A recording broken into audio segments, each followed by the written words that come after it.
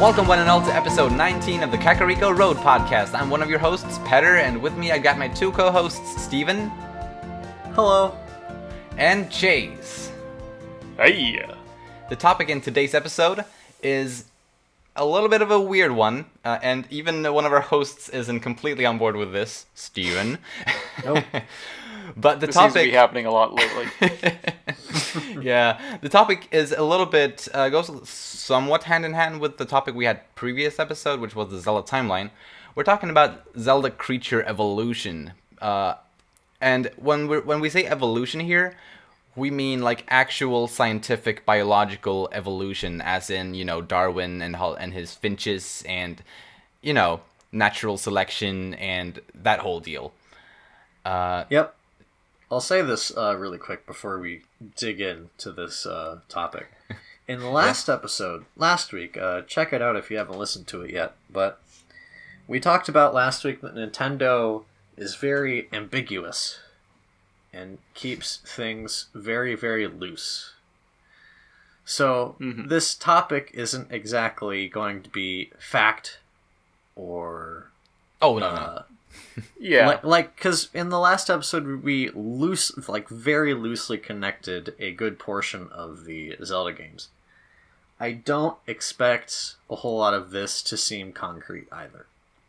Yeah, I mean, this is as I said, it's a pretty out there topic, and Yeah. we're aware that it's not, we're not taking it completely seriously. We're aware of that, but I think it's a fun discussion to have, theories and just, I guess, general observations in some cases of how various Zelda enemies or Zelda races have evolved over the course of the Zelda timeline.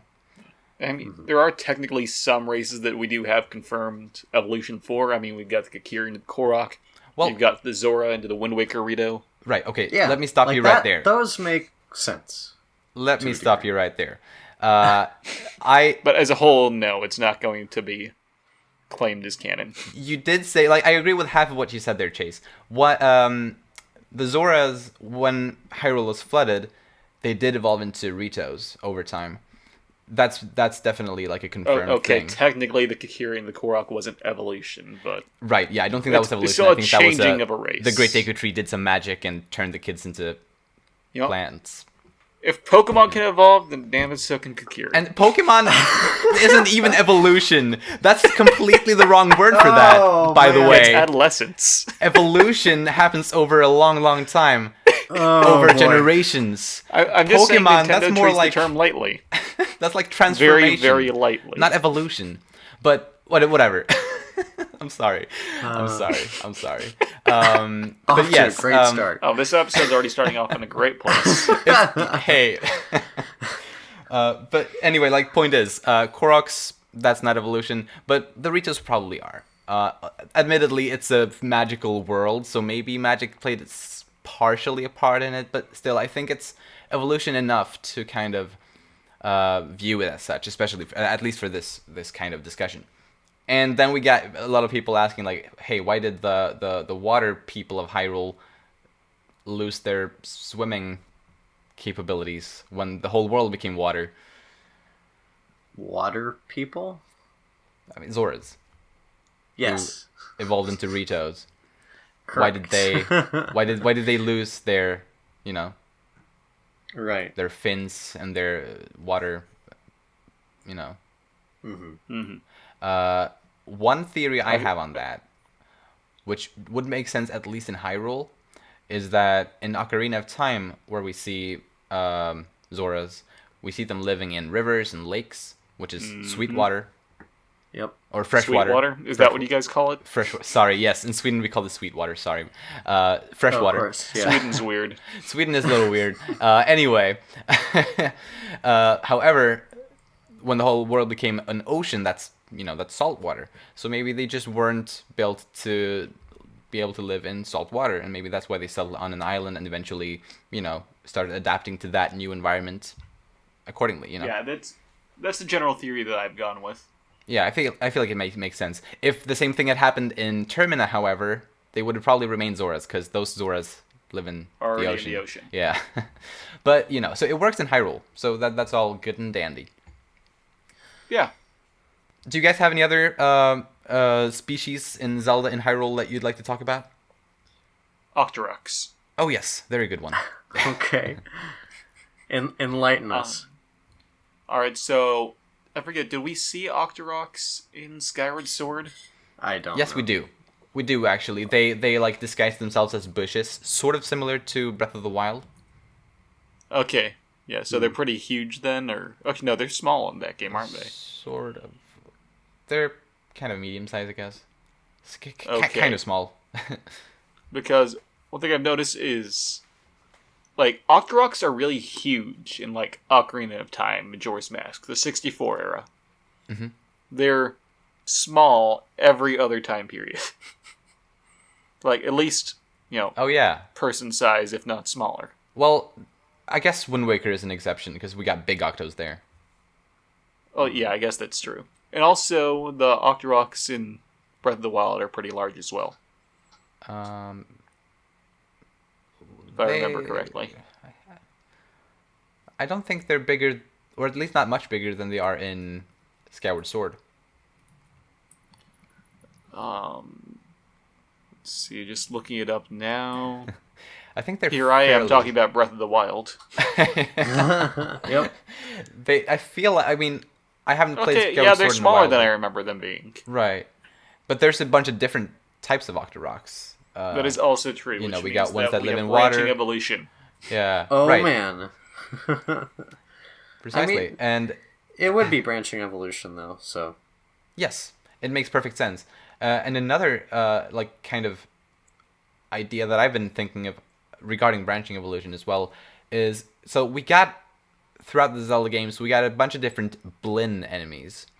We got Bokoblins, Moblins, Bulblins, Mini Blins. We even got Big Blins, I think, in Spirit Tracks or Phantom Hourglass, or maybe both. Okay. So there's a bunch of these Blinn enemies, which have similarities, but like they're all kind of like dog/pig like Yeah. in a way.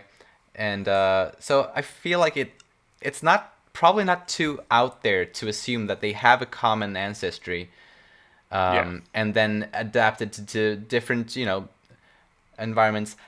However, in this specific case, it's also worth mentioning that if I recall, for the first Zelda game, I think it was in the instruction manual for the first Zelda game, it was said that Ganon created the Moblins Yes. like out of his own image or something like that, like similar to the Bible and God, like created human stuff from his own image. Yeah.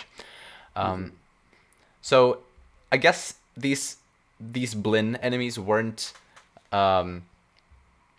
naturally created, but then it's possible that after they were created, they started, evolving in different ways, despite not being naturally created in the first place.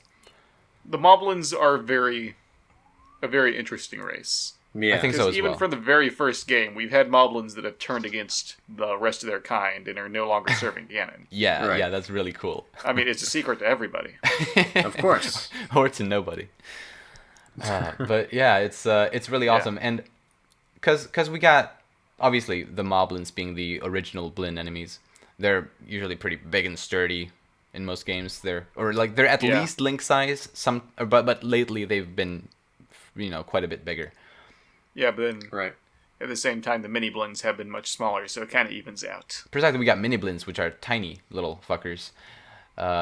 Super annoying. And we got Bokoblins and Bulblins, both being kind of medium size. And then Big Blins, as I mentioned, being probably larger on average than a Moblin Is is. that really what they're called? Mini yes. mini blends and big blends. Yes. Big Blins actually, yeah, they're not. They haven't been used as much though. It sounds stupid, but Interesting. yeah, And- mini blends are, I think, exclusively in the Wind Waker series games, if I remember right. Yeah, I think so. They only exist in Wind Waker and the games following it. Very original. And one thing that could be argued regarding them is that Right. when Hyrule was flooded, only some islands appeared or existed as part of what used to be Hyrule, and I guess the Blinn family, some of them The Blaine family. or whatever you want to call it. This is Mr. Blaine and his wife, Mrs. Blaine. Well, so they... or his husband, Mr. Blaine. We don't discriminate. Yes, exactly. So it would be hard to... and with Hyrule being in the, new state, oceans and islands, it would be hard to come across food the way you would have previously been able to. And so with evolution, you evolve to be smaller, so you don't need to eat as much food in order to get by. At the same time, we do also have regular moblins in Wind Waker. We do, but maybe they adapted in the other way. They adapted to get stronger and bigger in order to take as much food as possible. So they're different sorts of defense mechanisms that both work, but in very different ways. Or moblins were created from a caste system. That as well. I was saying we never did say like how they were birthed in the first place. Right. Exactly, and that whole thing is a mystery, honestly. Yeah. We just know that Ganon somehow created the moblins, and it's what I'm doing there. We can't. I don't know if we can necessarily take that for granted, because moblins existed in Skyward Sword. I know. Before there was any Ganon or there was a Ganondorf or any of that. Sure. Yeah, I know. That's a contradiction right there. Which basically blows that out of the water. Although I think it could be argued that if we stick with the theory that moblins are based around Ganon's magic, then they were recreated in a way. Like in the way that the Koroks were recreated, like Kakiri were recreated as Koroks by the Deku Tree before Wind Waker. Yeah. Could be that kind of thing. Right. Yeah, I could buy that. And that way, everything is still... The manual's still right. Right, exactly. And I was also going to get to the Hinox in Breath of the Wild specifically. If you look at the design of the Hinox next to the design of a Breath of the Wild Bokoblin, they look very, very similar. Obviously, the size is drastic. Like the size difference is clearly there. Very much. And also, Hinox only has obviously just one eye. But but despite the big snout to the color scheme, right, the color scheme, the big snout, they have like the little horn in the center of the head. A very similar body structure, even though it's different sizes, as I said. But I think there's also right there's reason to believe that maybe they also share a common ancestry, just because of their such a similar I hadn't design. actually considered that before. Yeah, it's not something you really think about, especially since Hinox is used to look very different from what they do in Breath of the Wild. Yeah, and they didn't look totally different. You can definitely see how out of universe the design evolved. That's true. Also, Hinox... And then A Link Between Worlds came along and it was weird. Well, yeah. Hinox have always been a pretty interesting enemy. Like so they toss bombs in the 2D games. Mm-hmm. Are they carrying bomb bags, or do they create bombs out of their bodies? I would hope that the answer is not creating them, because that would be really... Have you heard the term dropping bombs? Oh, boy. Yes. You're welcome. Thank you. Thank you for the insight. Although, I'm pretty sure that they just collect bombs because they drop bombs when they're defeated. Oh, yeah. So that means that they have them in a way that's, are harvestable. Right. If you can just knock it down, you can loot the body, you can get the bombs. Right. So they do carry... They carry weaponry, I guess, in that case. Yes. Or ammo, or whatever you want to call it. Mm-hmm. Did we talk about the Rito yet? A little bit. But I think there's briefly. more to say on... I think there's definitely more to say on them. Yeah, we're overlooking... Well, in what we said earlier, we were overlooking a very large point about their existence in certain games that Petter loves. But did you have anything to say on the Rito specifically, Steven? I mean, I'll say this, and again, I know what I said at the beginning of the episode. I'm like, and I could be completely wrong. Who knows? But I haven't played all that much of Breath of the Wild. But in Wind Waker, they seem to have more of a face, I guess. Yes. As opposed to Breath of the Wild, where they just look like a bird, Right. essentially. Precisely. Mm-hmm. If that makes some sort of sense. Yes, dude, I know exactly what you're talking about, and I have things to say about this. I remember when we first saw the Ritos in the trailers for Breath of the Wild, and people were saying, "Oh, Ritos," and I was like, "Nah, bro, that's not a Rito. That's a fucking big bird." It's a big That's bird. a big bird. Because thing is, the Ritos in Wind Waker, ever since I played Wind Waker, they've been my all-time favorite Zelda race. Huh. I love their design and their society, like their culture. Yes, you I do love them, Kamali. Dude, yeah. I even went by the name of Kamali for a while at a Zelda forum. But anyway, I love their original Wind Waker design because it's much more unique. It's actually a unique design. It's a human body at its core, but with a nose that looks like a beak. It's not actually a beak. It's just a nose that looks like a beak with a mouth underneath it, a regular mouth. Right. They don't actually have beaks. They just have a nose-like beak, or a beak-like nose. Sorry. Yes. And they have regular arms that they can transform into wings at will. So they have regular hands when they want to, and their feet are human too.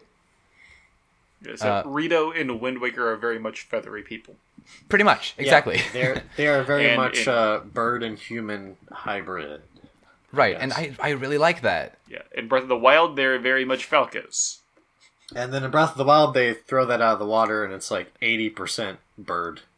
It's more than that. It's just a big Yeah. bird now. Like, it's a completely bird. You got bird feet, bird wings, bird So- face. Like, There's two ways I could think about going about explaining this. uh-huh.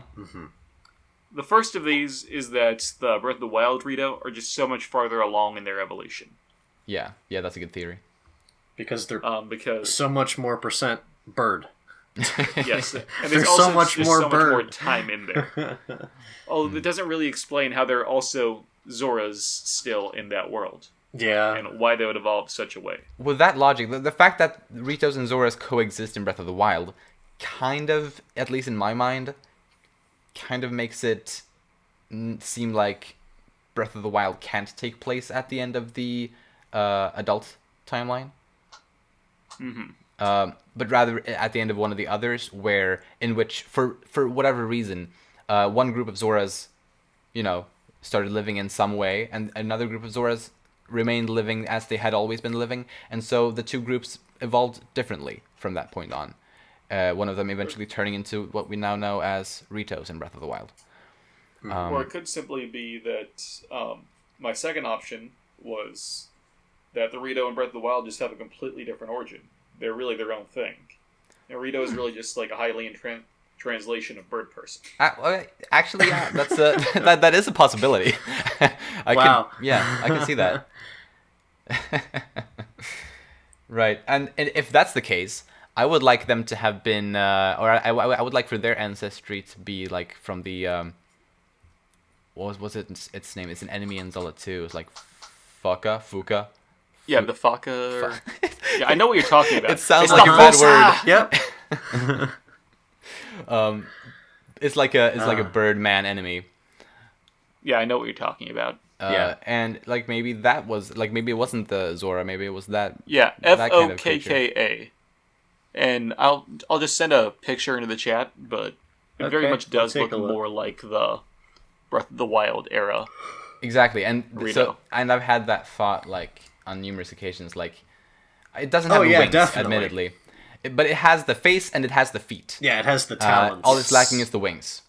So it's It could be argued that even that we're just looking at it through armor. We don't know what's inside the armor. We don't know what the arms look like. Yeah, but we guess that's do fair. see the talons and the beak. Yes. precisely, which is very much more in line with the Wind Waker, the Breath of the Wild Rito. Okay, just for the sake of people wondering, it's spelled Fokka. There's Yeah. no better way to pronounce it. So Right. are we saying that they devolved and then evolved How do you throughout mean? the series? Which Well- what's did. This is the first stage, right? And then we had Wind Waker, which is we're not saying Wind Waker and Zelda 2 are in the same continuity. No. Oh, we're not saying they're related at all. I got mixed around. Okay. But yeah, I was gonna say, like, if say that they were all in the same timeline, we would have, like, as far as, like, I guess release time goes, we would have the bird people in in this game, and then the bird and human hybrids in Wind Waker, and then back to bird people in Breath of the Wild. And then Falcos. Yeah. And then, I was waiting for someone else to make that comparison, because it popped up into my head as soon as we started talking about the Ritos, but... let's just be honest, Rivali is literally just Falco, right? Yes. Yep. Like, same character, same person. I was waiting for someone else to bring that up instead of me, but I was hoping that Petter would bring it up, because he's the only one who's played Breath of the Wild to an extent. Well, yeah. I love his sass. Whatever. I will say that it's quite possible that Petter's onto something here, more so because, like, at least in my opinion, when you're really looking at Breath of the Wild, more than anything, like, yeah, it references everything, but you can draw mostly clear through lines from the NES games to Breath of the Wild. That seems to be the biggest basis as far as I can tell. I think that makes sense. A lot of times during the creation of the game, they talked about how it was going back to the original, the original games. Right. Mm-hmm. So chances are the Rito were based more on the Faka than they were on the Rito from Wind Waker. Right. At least, yeah, I think so. But something else that I do notice, like looking at the games as a whole, we see, well, whichever timeline Breath of the Wild is on, we see a lot of very clever enemies in that game. Now, obviously, the actual reason for that is because it's a more recent game and they're able to program clever AIs and whatnot. But looking at it from a evolutionary point of view, it makes sense that different creatures over time develop higher thinking, better functional brains and whatnot. Are you trying to connect this to the the different colors? No, not the different. Well, I will say this though, that the more enemies you defeat, the higher frequency of the next level of that enemy. I think it's like red to purple to white. I think that's red to blue mutation. to silver. Yeah. I don't know about that, but the point that I was going to make was that a lot of the enemies that we had seen as kind of dumb in the previous games are now smart enough to, they have camps, they have they cook food, they hang society. out, they laugh together. There's they're not just cavemen anymore, or I guess that's what they are. They're not just apes anymore, or whatever you want to say. I don't know. I think that's caveman and apes is the better comparison. Right. Not only the bokoblins and moblins, but also even races or enemies such as the Lizalfos, which we had never seen do anything like that before. And the Lizalfos, I think, is actually also worth talking about now that I mentioned them, because they used to. So which was the game we had Lizalfos actually? I think Skyward Sword actually. So we've had technically throughout the timeline they have existed. Yeah, and they've also existed since very early in the series, since they were introduced in Adventures of Link. Right. Were they really? Yeah. I thought it was Ocarina of Time. I guess I was wrong. Nope, they existed back then. Huh. So well, that's cool. And they've always been smart enough to at least wear armor. At least since Skyward Sword, they've always been on that, at least that level, to they wear clothes / armor. But we had never seen them to the same level as actually hanging out with other Lizalfos and other enemies, and by a campfire and just having a good time. And they're also much more similar. I think at least their eyes are very similar to chameleons, in Breath of the Wild in particular. Yes. Especially in Breath of the Wild. Right. I mean, that's the only game really where they have those sorts of eyes, which I think also makes sense in a way because those eyes are, useful. They have a very good use in that they can focus on two different things at the same time, and keep track of their environment and keep watch for enemies and or prey. I will say that the fact that they've had metalworking since even the era of Skyward Sword, probably implies that there's a little bit more going on in the background of the Lizaflows than we know. True. They're probably the ability to create that kind of advanced artistry. You have to be in a special place as a civilization, I guess, to create something like that. Right. Yeah, because even in Skyward Sword, which is their first timeline appearance, they have these big arm guards, kind of big stone gauntlets in a way that they attack with. It's pretty cool. Yeah, they're very unrefined, but they do their job. Oh yeah, definitely. Yeah. So absolutely. And I guess talking about the Lizalfos, it's worth talking about the Dynalfos, which are pretty similar, but usually a bit more terrifying, or a bit more threatening, somewhat. They are very similar, but I think that's an example of probably two enemies that share a common ancestry. Yeah.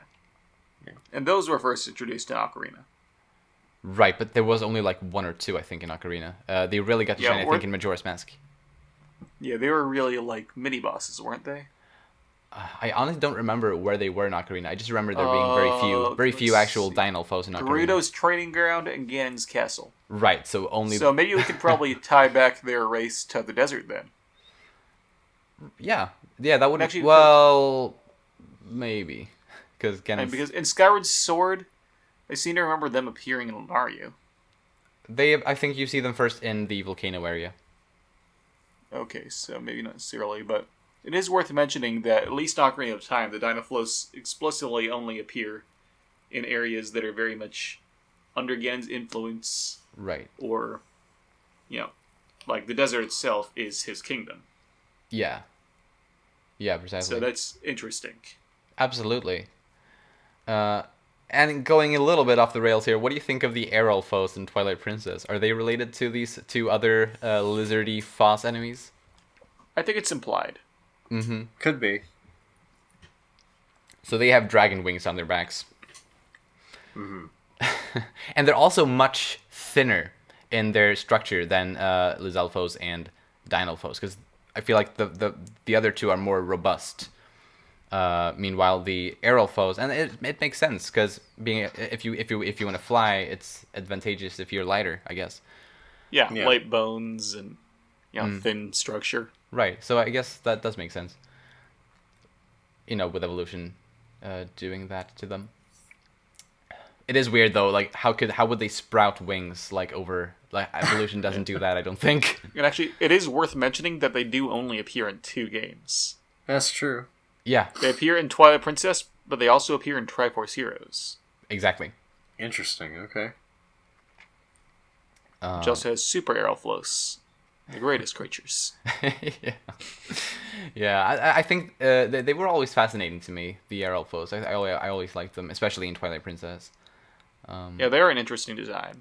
Definitely. Because I don't think...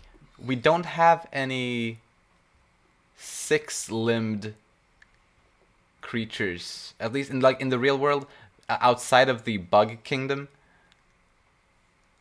Do we? I think you're right. Yeah, outside bugs, not really. Yeah. So this one having with the wings, there's 6 limbs. It's a little crazy.